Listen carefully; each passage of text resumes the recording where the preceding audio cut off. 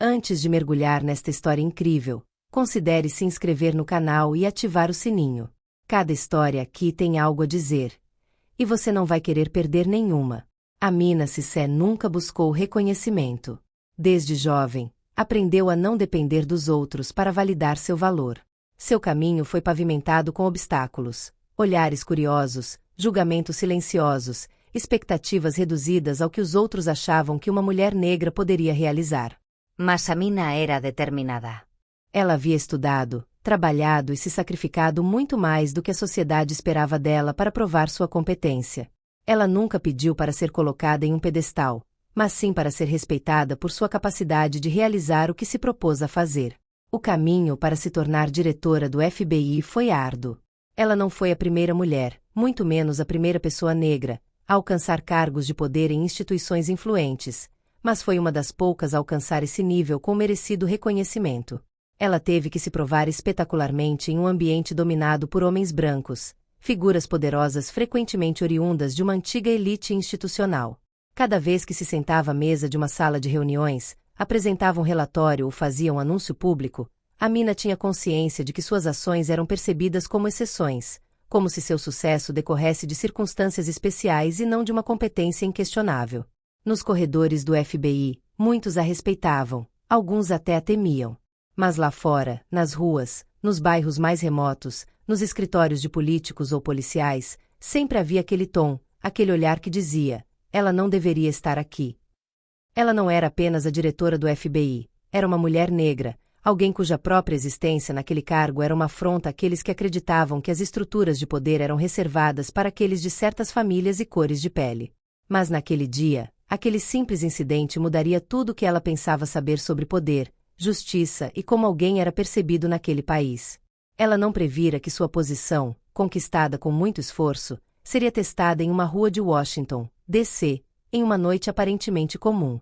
O universo parecia estar lhe enviando uma mensagem, uma que ela não estava pronta para ouvir, mas que teria que encarar. Amina caminhava pela rua, com passos firmes e a cabeça erguida. Seus pensamentos estavam concentrados na reunião que se aproximava. Ela havia acabado de terminar um longo dia e teria uma última reunião com o Departamento de Justiça, onde apresentaria uma proposta de reforma da Vigilância Federal. Esse tipo de reunião costumava ser tensa, e ela já previa a resistência que encontraria de alguns membros do governo. Não era a primeira vez que defendia reformas que desafiavam práticas consolidadas. Mas nunca era fácil, especialmente para quem vinha de onde ela vinha. Ela não percebeu imediatamente a patrulha policial estacionada um pouco mais adiante, escondida na sombra de um prédio antigo. O policial que a parou era alto, de feições severas e um olhar que parecia pesar sobre todos os transeuntes, como se tentasse revelar suas fraquezas. Quando ele se aproximou, sua expressão determinada imediatamente a fez erguer uma sobrancelha. Isso não a surpreendeu. Ela sabia que os policiais sempre a olhavam de forma diferente, mesmo que ela ainda não tivesse compreendido completamente a intensidade dessa observação. Com licença, senhora, disse ele, dando um passo à frente, com um tom ríspido. A senhora precisa parar e apresentar sua identificação. Amina fez uma pausa sem pressa, apenas o suficiente para observar o policial por uma fração de segundo. Ela não era nenhuma novata. Em seu mundo, nos círculos em que se movia, sempre havia olhares curiosos e suspeitas que precisavam ser contornadas. Ela sabia como se comportar. Sabia que, em um ambiente onde as expectativas em relação às mulheres negras são baixas, uma ação simples como essa poderia se transformar em confronto. Ela também sabia que o homem à sua frente não fazia ideia de quem ela era e que aquele momento, embora mundano, seria um teste do que ele percebia como seu poder. Estou bem, obrigada, ela respondeu calmamente. Mas por que você está me pedindo para parar? O policial fez uma pausa, analisando a resposta dela. Estava visivelmente perturbado com a calma dela. Procurou algo em seus olhos, como se quisesse perturbá-la, antes de responder em um tom um pouco mais áspero. Você parece suspeita, disse ele, certificando-se de que sua mão permanecesse próxima à arma. Deixe-me ver sua identidade. Um arrepio percorreu Amina.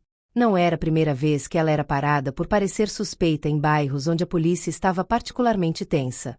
Mas ali, naquela rua de Washington, o incidente assumiu um tom mais pessoal. Ela sabia que, mesmo que não tivesse feito nada, mesmo sendo a diretora do FBI, a situação poderia sair do controle. Suspirou por dentro. Ela rapidamente percebeu que não se tratava apenas de uma verificação de rotina. Aquele homem era um policial, mas, naquele momento, também era a personificação de um sistema contra o qual ela lutava todos os dias.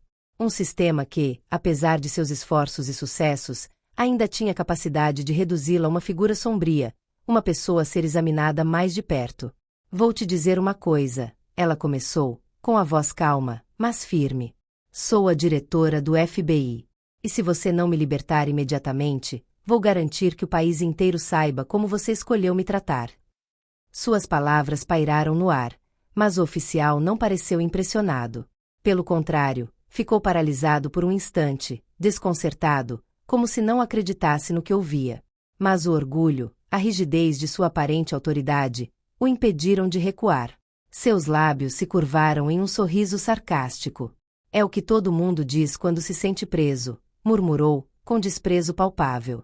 Ele ainda não havia descoberto quem ela era. Ela não estava ali por acidente, e não fora nomeada diretora do FBI por acaso. Mas não havia nada que ele pudesse fazer. Ele estava em seu próprio mundinho, e Amina teria que romper essa barreira. Ela sabia que as coisas estavam prestes a sair do controle. Ela iria forcalou a entender. Este não foi o primeiro encontro de Amina com o preconceito. Como mulher negra e diretora do FBI, ela aprendeu a navegar em ambientes onde a desconfiança, até mesmo a hostilidade, em relação à sua autoridade era generalizada. Cada etapa de sua carreira foi marcada por momentos em que ela teve que provar seu valor, muitas vezes em circunstâncias em que sua identidade era mais importante do que suas habilidades aos olhos daqueles que a observavam. Mas esta situação, em particular, parecia profundamente diferente. Na maioria das vezes, Amina sabia como desempenhar seu papel, como manipular as situações a seu favor, como fazer com que os outros a vissem como ela realmente era, sem se prender a estereótipos. Ela sabia quando usar seu título, quando afirmar sua autoridade e quando recorrer a recursos para reverter a situação a seu favor. Mas ali, naquele preciso momento, ela percebeu que não estava diante de um policial aplicando a lei, mas de um homem consumido por seus próprios medos e preconceitos. Onde esperava um pouco de respeito, uma verificação de rotina, viu-se diante de um homem cuja mente estava fechada por estereótipos profundamente arraigados. Ele a via primeiro como uma cor, uma silhueta que não pertencia, uma outra. Não buscava compreendê-la, ouvi-la, verificar o que ela dizia, nem mesmo usar a razão. O que o levou a interrogá-la não foi uma suspeita legítima, mas sim uma ideia preconcebida que tinha dela como uma mulher negra numa cidade, numa posição onde sua presença parecia deslocada. A maneira como a olhava era a de um homem que, preso aos próprios preconceitos, a havia reduzido a um mero estereótipo. Amina sentiu uma pontada de tristeza invadir seu corpo. Não era a primeira vez que enfrentava esse tipo de discriminação, mas havia algo diferente naquela situação. Ali, naquele momento, ela não era mais uma líder ou uma mulher capaz de manipular as expectativas dos outros para alcançar seus objetivos. Não era mais uma pessoa com poder, cercada por autoridades e advogados, em salas de reunião frias e impessoais. Não, hoje, ela era simplesmente uma mulher negra na rua, confrontada com a incompreensão de um homem que nunca conhecera. E o contraste parecia quase grande demais, gritante demais. Este momento poderia ter permanecido anônimo, como todos os erros policiais que acontecem todos os dias sem causar impacto, virando notícia esquecida. Mas Amina, como sempre, não era do tipo que deixava a injustiça passar despercebida. Ela sabia que sua reação poderia ser decisiva, que poderia escolher tornar este incidente tão significativo quanto aqueles que frequentemente desaparecem nos recessos dos autos sem serem interrogados. E naquela fração de segundo, um pensamento lhe passou pela cabeça. Não seria justo com ela, mas com todas as outras mulheres negras, com todas aquelas que foram invisibilizadas, reduzidas a meros objetos de interrogatório. Ela respirou fundo. Em vez de se deixar levar pela raiva justificada que crescia dentro dela, em vez de gritar sua indignação, optou por uma abordagem mais comedida, mas não menos poderosa. Virou-se ligeiramente, pegou o telefone e, sem hesitar, discou um número de emergência. Seu dedo pressionou o código que sinalizava abuso de poder, uma prisão ilegal. Foi um gesto simples, mas um gesto carregado de significado, Um gesto que anunciava que aquele momento estava prestes a tomar um rumo muito diferente de tudo o que ela já havia vivenciado. O policial, percebendo subitamente seu erro, arregalou os olhos. "O que você está fazendo?" perguntou, com a voz um leve tremor. Mas antes que ele pudesse reagir, Amina já havia comunicado o código de emergência. Ela esperou alguns instantes, com os olhos fixos no policial, que parecia cada vez mais nervoso.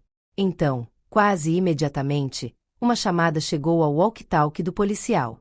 Era um oficial superior, e sua voz fria e autoritária não deixava espaço para hesitação.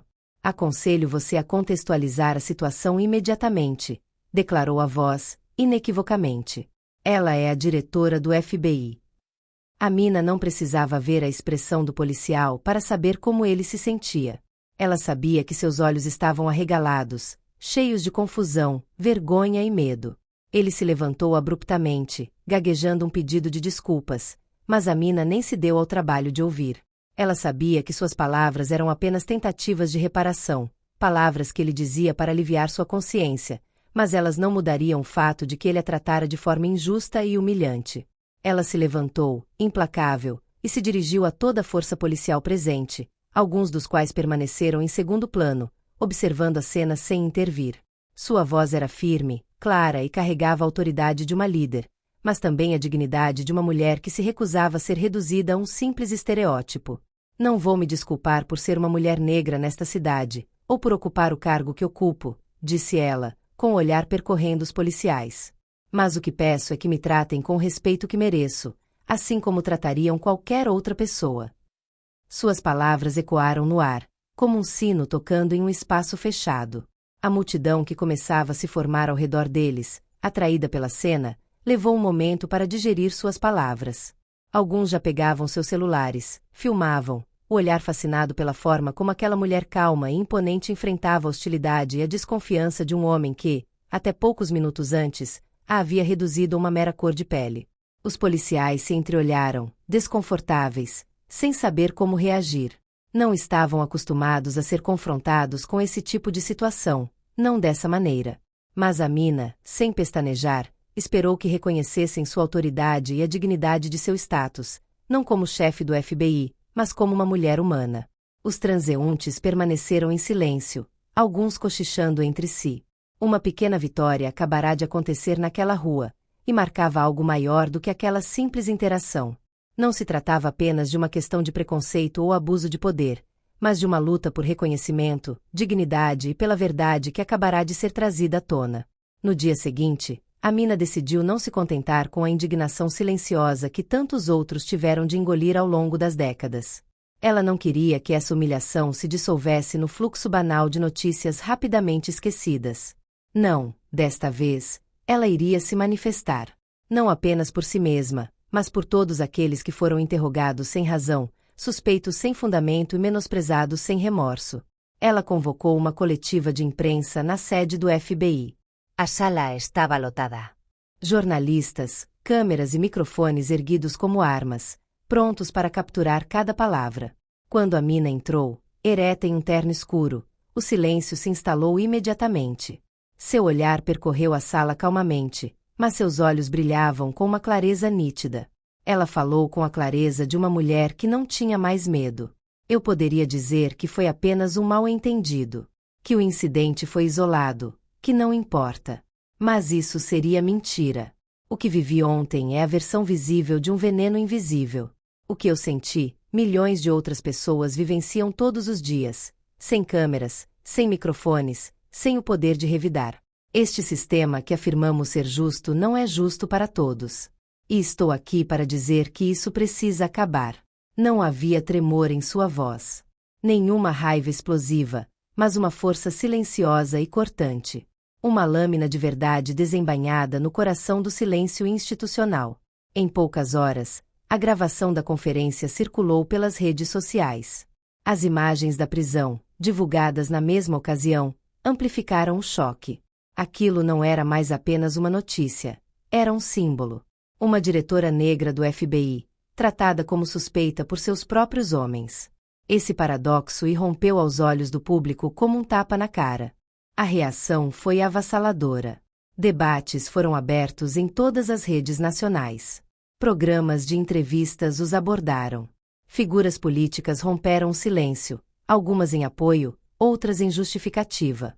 Organizações de direitos civis convocaram manifestações em várias cidades importantes. Cartazes apareceram nas ruas: "Eu sou a mina, a justiça não tem cor, mas muitas vezes faz vista grossa, vamos reformar ou cair." Mas, por trás dos holofotes, a mina descobriu outra realidade: a do isolamento. Muitos a aplaudiram em público, mas nos corredores silenciosos do poder, os olhares se tornaram desconfiados, as vozes, mais abafadas. O apoio desapareceu assim que decisões concretas foram colocadas na mesa. Ela entendeu então que se quisesse mudar as coisas, teria que lutar não apenas contra a injustiça visível, mas também contra a inércia silenciosa. Então, ela reservou um tempo para estruturar sua luta. Ela se reuniu com líderes comunitários, advogados de direitos civis e policiais honestos dispostos a testemunhar. Juntos, formaram uma coalizão independente, chamada Verdade e Justiça, uma estrutura capaz de investigar, propor leis, treinar e informar. Uma estrutura projetada para perdurar, muito depois que as câmeras se forem. "O que desencadeamos foi uma onda de choque", disse ela durante um dos primeiros encontros. "Agora precisamos transformá-la em um maremoto." Ela lançou uma série de fóruns públicos em todo o país, onde cidadãos, policiais, vítimas e tomadores de decisão puderam se confrontar, debater e apresentar propostas.